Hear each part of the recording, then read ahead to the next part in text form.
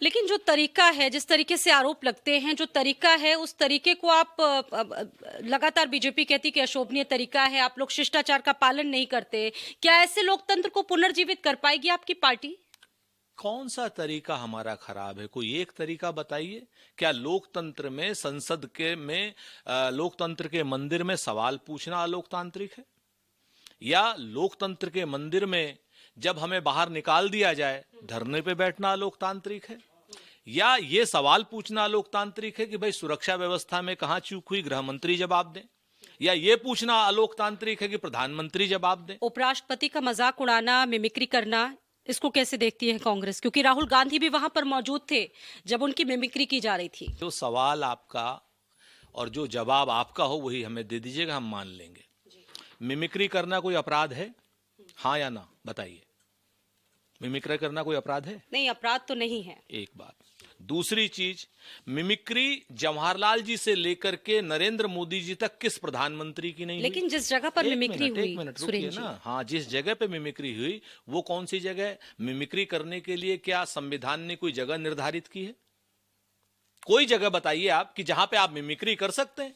भाई हमेशा जब प्रदर्शन होते हैं, जब धरने होते हैं, तो धरने में जब भाषण खत्म हो जाते हैं तो हम लोग हंसी मजाक करते हैं, चुटकुले सुनते हैं, पत्रकार मित्रों से सुनते हैं, सुनाते हैं। उपराष्ट्रपति जी बहुत आहत हुए।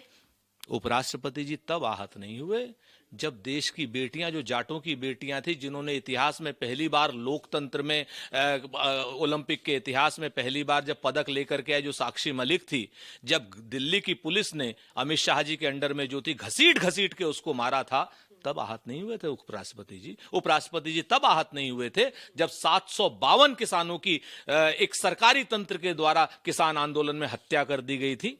तब नहीं उपराष्ट्रपति आहत हुए। तब उस उपराष्ट्रपति का जातीय स्वाभिमान नहीं जागा जब राकेश टिकैत को इस प्रशासन ने बुरी तरीके से रुला दिया था। तब नहीं उपराष्ट्रपति का स्वाभिमान जागा। तब नहीं वो जाट थे, तब नहीं वो किसान थे। संन्यास ले लिया है खेल से। उनका भी यही कहना है कि जिस तरीके से लोकतंत्र में हमारी अभिव्यक्ति को दबाया जा रहा है, हमारे खिलाड़ियों के साथ जो कुछ भी हो रहा है वो बिल्कुल भी सरासर गलत है, और लोकतंत्र में अगर इस तरह से हो रहा है तो ये ठीक व्यवहार नहीं है। इस पर कांग्रेस का क्या रुख है? यही सवाल तो हमारा है। हम तो यही तो बात कह रहे हैं कि जो सवाल साक्षी का है वही सवाल स्वाति का है, वही सवाल कांग्रेस का है, वही सवाल जनता का है कि क्या भाई हम सवाल नहीं पूछ सकते हैं? क्या हम सत्ता के खिलाफ अपना क्या नाम प्रदर्शन नहीं कर सकते हैं? पर वो तो कहते हैं कि आप मुद्दों से बहुत दूर हैं, मुद्दों पर आपकी पकड़ नहीं है, आपके सहयोगी दलों की पकड़ नहीं है। आपको लगता है कि 2024 में ऐसे ही जीत पाएगी कांग्रेस? के लिए इतना रास्ता सरल होगा? सर, आप क्या चाहती हैं कि जो भारतीय जनता पार्टी हमें मुद्दे दे हम उनको मुद्दा माने?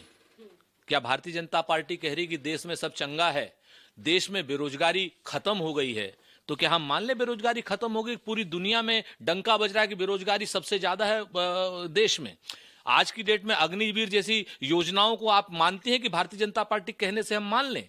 हम मान ले 395 रुपए का सिलेंडर आपने 1200 रुपए में कर दिया है तो सब चंगा है, महंगाई नहीं है। हम मान लें इस बात को? क्या हम मान लें कि चीन ने कोई आया है, ना कोई घुसपैठ की है, गलवान में भी नहीं की है और कहीं और नहीं की है, क्या नाम सीधे अरुणाचल से लेकर के और लद्दाख तक चीन का एग्रेशन नहीं हुआ? हम मान लें इस बात को क्या भारतीय जनता पार्टी की? हम भारतीय जनता पार्टी की इस बात